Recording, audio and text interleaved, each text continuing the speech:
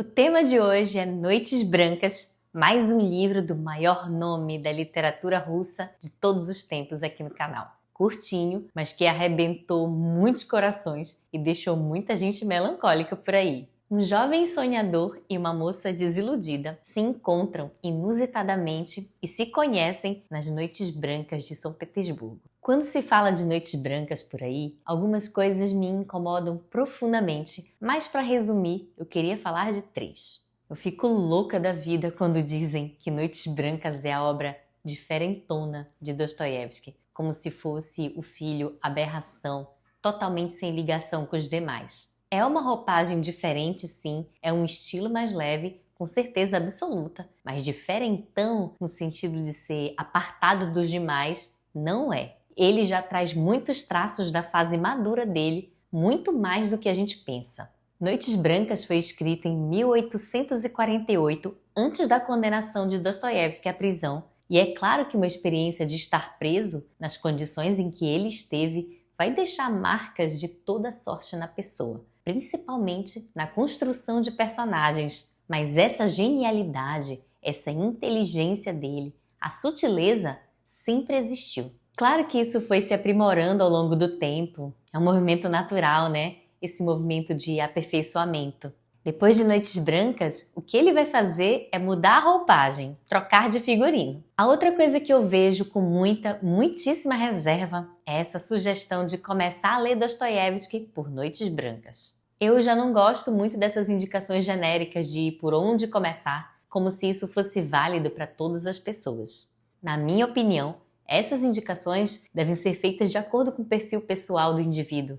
Não é uma regra que cabe para todo mundo. Por onde começar depende de tanta coisa, depende do que a pessoa já leu, do que a pessoa já conhece, enfim, não vou me aprofundar nisso agora. E o terceiro ponto, o pior de todos na minha opinião, é categorizar Noites Brancas como livro romântico no sentido estrito. Porque se a gente relembrar do romantismo como escola literária, a gente vai ver que não é bem assim. Esse para mim é o ponto central e eu vou tentar justificar todos os outros pontos que mencionei a partir desse suposto romantismo que, na minha opinião, se trata de um desvio conceitual. O que Dostoiévski está fazendo aqui é uma sátira, mas uma sátira tão sutil que é difícil mesmo a gente identificar de cara. Geralmente, quando se quer satirizar algo ou alguém, é algo bem marcado, né? É explicitamente caricato. Mas a gente está falando de Dostoiévski, elegância pura, tá? Noites Brancas confunde um pouco, porque tem partes que realmente você diz, putz, isso aqui é muito a cara do romantismo. E por isso, talvez a gente fique confuso, na dúvida mesmo. Afinal, esse livro é romântico ou realista? Talvez, se romântico for no sentido degenerado que a gente usa hoje, querendo se referir ao sentimento amoroso, à paixão, ao encantamento à primeira vista, ok. Mas no sentido literal, falando de escola literária, não tanto. Na verdade, estamos presenciando o florescer do realismo e eu vou provar isso com as próprias referências explícitas e implícitas que Dostoiévski traz nesse texto. O enredo todo se resume em 4 noites. Na primeira, temos o sonhador vagando pelas ruas de São Petersburgo e a gente descobre que ele é muito conhecedor da cidade. Perto de 10 horas da noite, no caminho de volta para casa, o encontro com Nastenka mudará de forma definitiva o estado de espírito do sonhador. Como ele mesmo disse, 2 minutos e a senhorita me fez feliz para sempre. Ele pede para reencontrá-la no outro dia e conta um pouco sobre ele mesmo, dizendo que ele é um sonhador e que tem tão pouca vida real que momentos como aquele do encontro são muito raros. Na segunda noite, os dois se encontram novamente. Um relata ao outro suas angústias e ele está preso à sua imaginação. E ela, presa por alfinetes à saia da avó, cega, que queria reter a neta ao seu lado. Na terceira noite, temos o relato da moça sobre a sua vida. Órfã desde os 11 anos, ela vive aos cuidados da avó.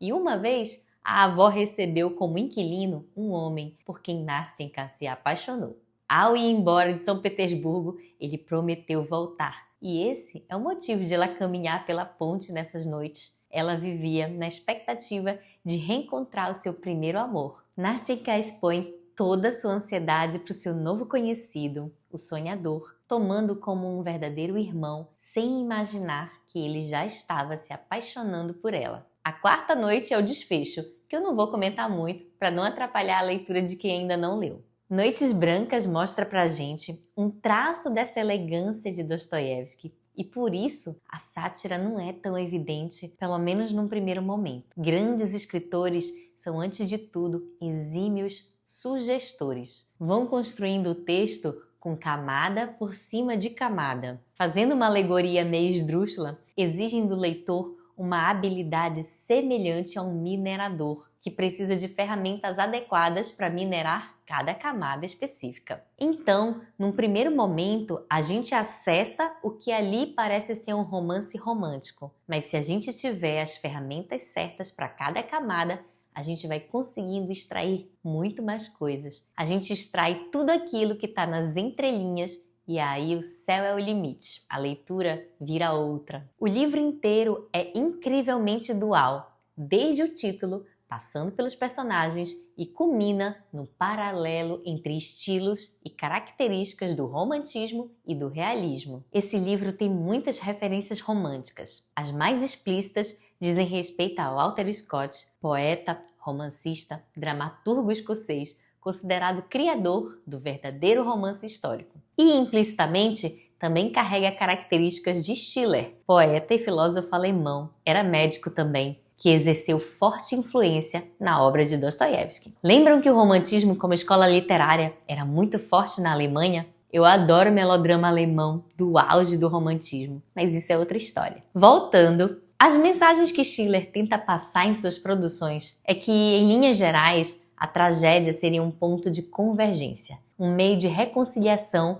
entre coisas antagônicas que compõem o ser humano. Meu Deus, Serena, o que isso tem a ver com Noites Brancas? Tudo. Noites Brancas é cheio de dualidades, de paradoxos, tudo o que a gente vem falando até agora. O próprio título é uma antítese muito bonita e muito adequada para a história. Nome de um fenômeno natural que vocês já devem estar carecas de saber, que diz respeito a noites de um período do ano em que o sol permanece no horizonte, iluminando as noites. O que era para ser escuro é algo claro. São Petersburgo é cheia de contradições também. Ora é acolhedora, ora parece sombria. O nosso jovem sonhador é antissocial, mas conversa com prédios e toma a liberdade de entabular conversa com uma desconhecida. É uma coisa cheia de contraste mesmo. Em apenas 4 noites, o sonhador diz: "E se eu a amasse há 20 anos, ainda não amaria mais do que amo agora."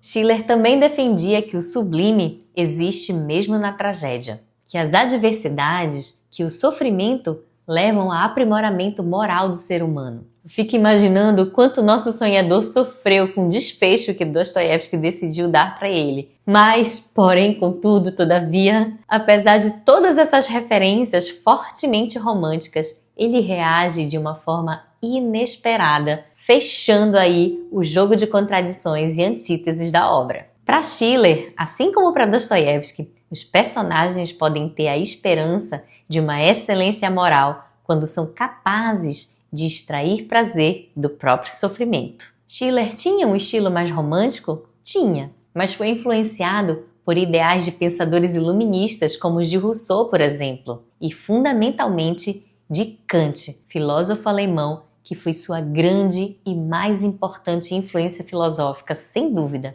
E aí é que temos a reviravolta dessa coisa toda que eu estou falando aqui. O Sonhador de Noites Brancas nos remete ao Caminhante de Rousseau, em sua obra Os Devaneios do Caminhante Solitário, de 1777, na qual o filósofo descreve várias caminhadas pelos campos de Paris. Nessas caminhadas, o caminhante medita e tenta compreender o sentido da vida, a razão da existência, totalmente imerso em devaneios, tentando entender sua solidão em contraposição ao coletivo social. Mas nessa obra de Rousseau, assim como em Noites Brancas, o devaneio não deve ser entendido apenas como um simples isolamento da realidade, como uma abstração, uma excentricidade do sujeito, mas como consciência política, uma espécie de pensar demais, revelando uma relação muito complexa com o contexto social em que esses escritores viveram. Em relação a Kant,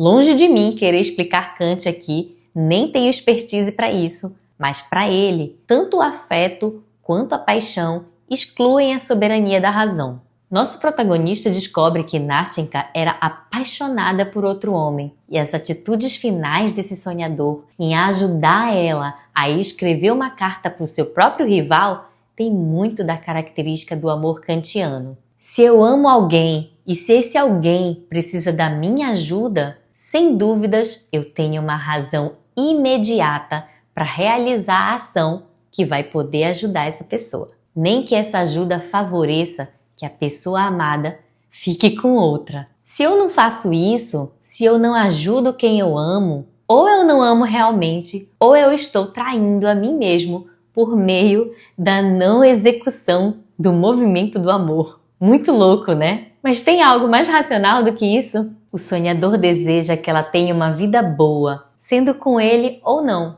A maturidade do sonhador e esse respeito pela felicidade alheia, sem dúvidas, é a maior quebra de expectativa, mesmo que Dostoiévski tenha configurado o personagem com elementos românticos. O sonhador fez tudo o que podia por ela, e mesmo tendo sofrido um revés brutal, a vida continuou e ele adota uma postura de aceitação. Lembram quando eu dizia que essa obra traz muito mais traços da fase madura de Dostoiévski do que a gente pensa? Esse respeito pela felicidade dela já é o embrião do autossacrifício, que é muito marcante em toda a obra dele. Depois, deem uma olhadinha nos outros vídeos do canal em que eu falo um pouco mais a respeito disso. Como eu dizia, para Kant, estar sujeito a afetos e paixões é um perigo, pois afastam a razão, impedem o indivíduo a agir de forma sóbria e seria provavelmente um problema da mente, digamos assim.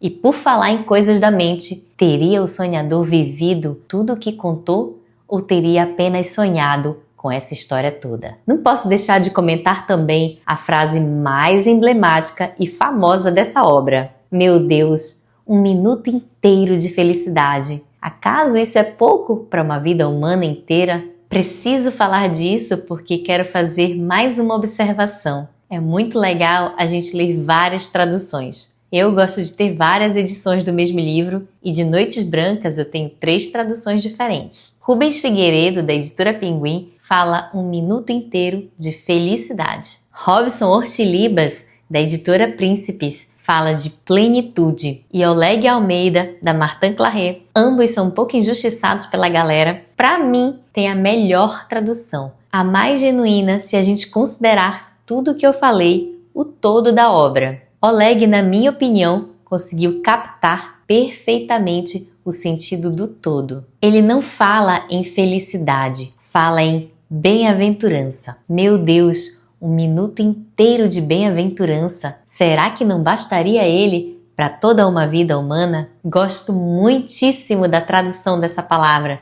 porque bem-aventurança, apesar de não ser uma palavra frequente do nosso dia a dia, expressa cirurgicamente não apenas o estado de felicidade corriqueira de alguém que se apaixonou de forma tola, à moda romântica, mas um êxtase permanente, profundo, completo, de alguém que vivenciou um amor que o mudou por inteiro, para sempre, e aceitou a realidade como ela é, mesmo que a concretização não tenha sido possível. O nosso homem sonhador, aparentemente romântico, demonstra abnegação, um altruísmo inesperado, dificilmente possível para um homem romântico. Ele vivenciou o amor e isso foi suficiente. Como escreveu o próprio Dostoiévski, há amores que duram uma vida, mesmo que vividos por apenas 4 noites. Gostou desse conteúdo? Manda para um amigo que também vai gostar. Não se esqueça de curtir e de se inscrever no canal. Até o próximo vídeo!